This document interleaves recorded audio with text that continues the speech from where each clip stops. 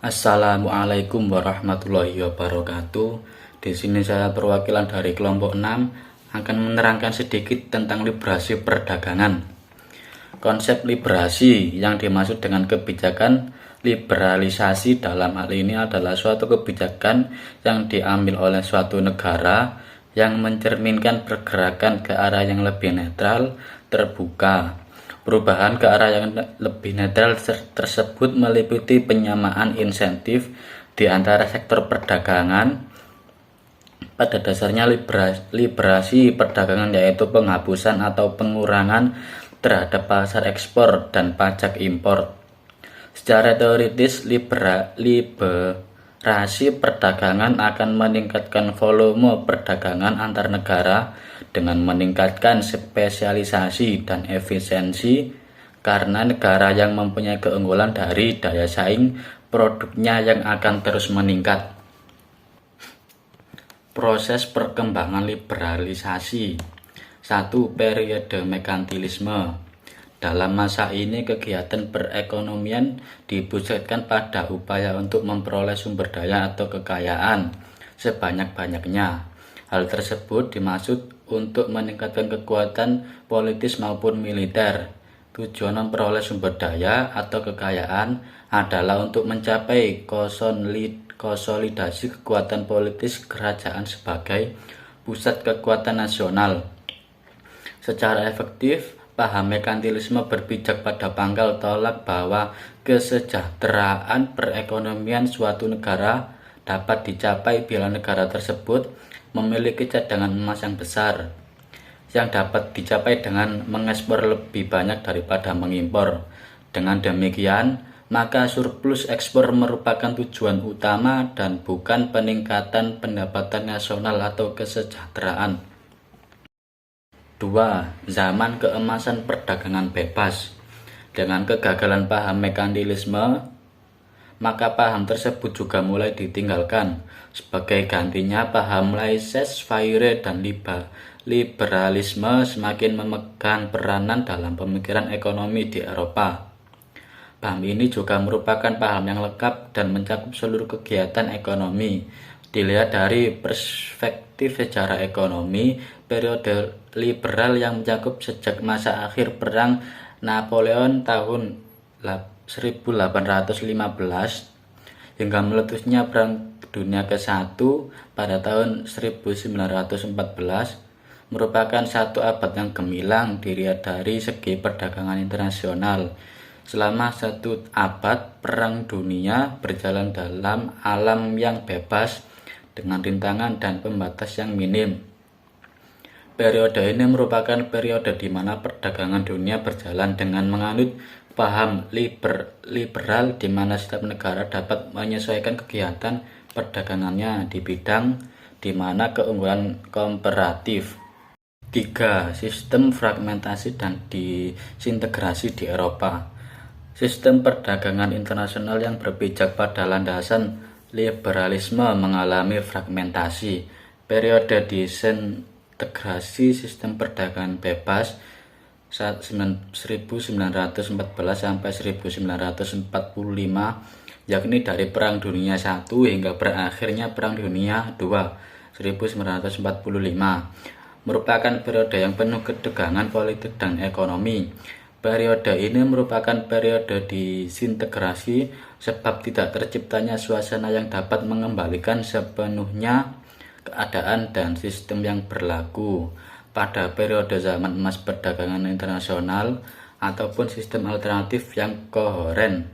Yang timbul adalah kebijaksanaan perekonomian nasional yang sempit dan semakin meningkatnya nasionalisme yang berbentuk negatif dan bukan berbentuk patriotisme yang konstruktif. 4. Periode pasca Perang Dunia Kedua. Pada akhir Perang Dunia II, perdagangan internasional berada dalam keadaan yang tidak menentu. Berbagai analisis telah dilakukan mencegah terulangnya fragmentasi yang terjadi dalam sistem perekonomian dunia pada tahun 1930-an. Negara-negara sekutu menghendaki penerapan kembali elemen-elemen positif yang terdapat pada periode zaman emas perdagangan internasional dengan menanamkan landasan-landasan yang memungkinkan peningkatan kegiatan perdagangan internasional yang lebih terbuka. Dalam hal ini, mereka juga bersepakat untuk menerapkan sistem hubungan internasional yang lebih teratur dan lebih menjamin perdamaian dan kesejahteraan ekonomi dan sosial. 5. Periode pasca Perang Dingin pada tahun 1990-an merupakan suatu pembukaan era baru yang sangat historis dalam sejarah dunia modern. Pada awal tahun 1990-an, pemikiran bahwa mekanisme pasar merupakan instrumen yang efisien untuk melakukan kegiatan ekonomi semakin diterima secara global. Di samping itu, semakin ada kesadaran mengenai terbatasnya kemampuan sektor pemerintah untuk memecahkan masalah ekonomi. Liberasi perdagangan dalam World Trade Organization atau WTO.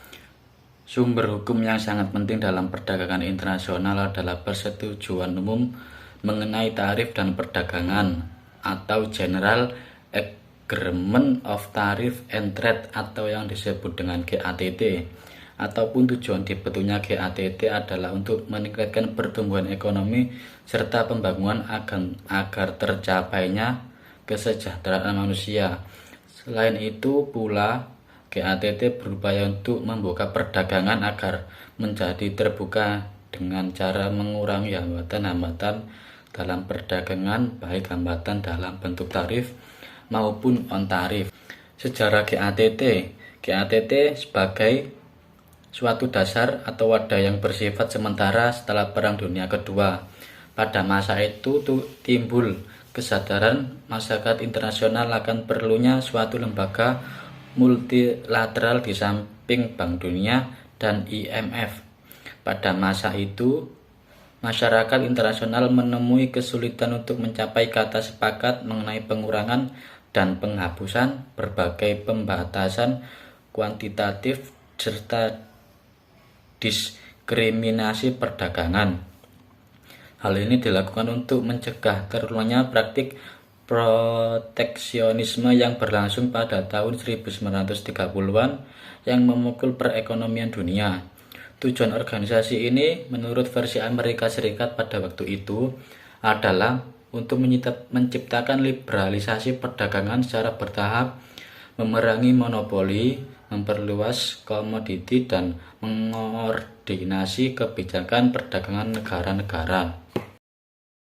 Sejarah WTO. Perjalanan panjang GATT dimulai berkembang hingga dimulai dengan pemerintah Kanada yang pertama-tama di bulan Mei 1990 mengusulkan secara formal pembentukan suatu badan perdagangan dunia atau WTO. Usulan tersebut disambut positif oleh Uni Eropa, namun Uni Eropa mengusulkan agar istilah World diganti dengan Multilateral Trade Organization atau MTO. Usulan pembentukan MTO ini dibahas dalam pertemuan tingkat menteri di Brussels pada Desember 1990. Hasil pertemuan ini diantara lain adalah mencantumkan kemungkinan pembentukan suatu organisasi internasional di masa depan. Perkembangan cukup penting pada Desember 1991 ketika Sekjen GATT waktu itu Arthur Dunkel berupaya mempercepat perundingan. Di dalam rancangan tersebut tercantum pada usulan pembentukan suatu organisasi perdagangan internasional yang baru yakni MTO. Pada pertemuan bulan Desember 1993 tercapai kesepakatan terhadap usulan pembentukan organisasi internasional, tetapi namanya berubah menjadi WTO.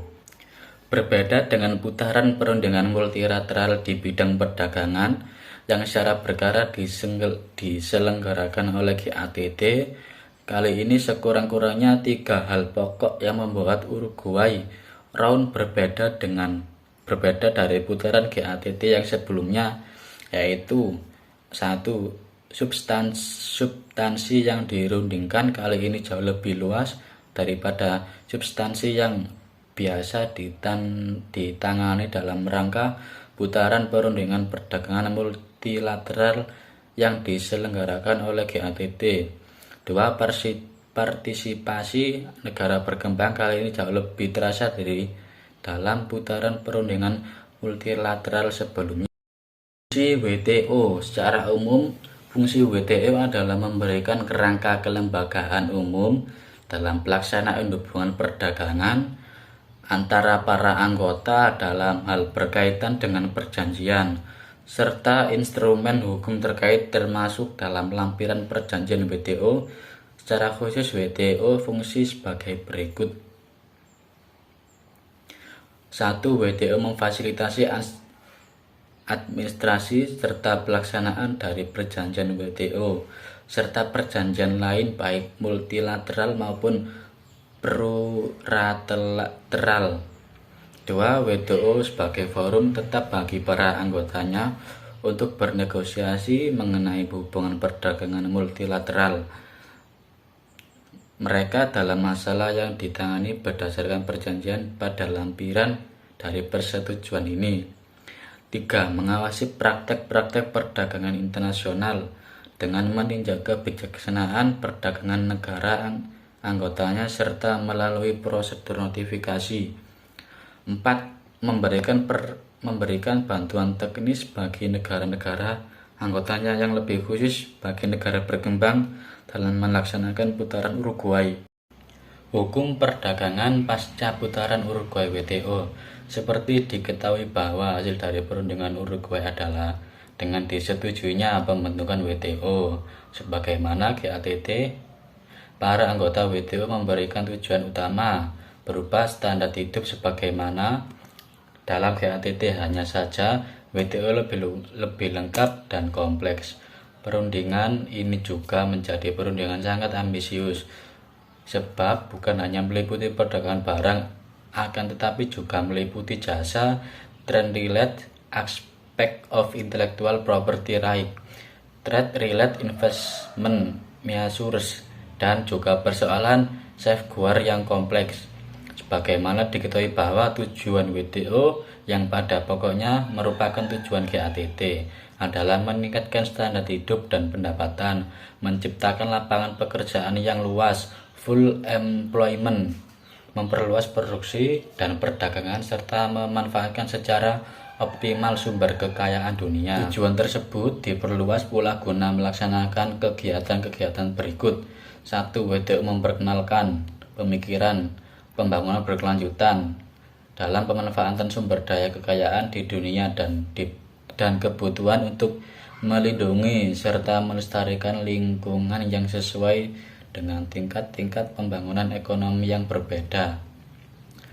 2. WTO mengakui adanya upaya positif guna mendapatkan kepastian bahwa negara-negara sedang berkembang, dan khususnya negara-negara kurang beruntung, mendapatkan bagian perkembangan yang lebih baik dalam perdagangan dunia. Piagam WTO memuat aturan-aturan kelembagaan beserta 4 lampiran penting. Keseluruhan perjanjian akhir perundingan Uruguay memuat 28 perjanjian dan 26.000 halaman berisi daftar tarif dan daftar jasa.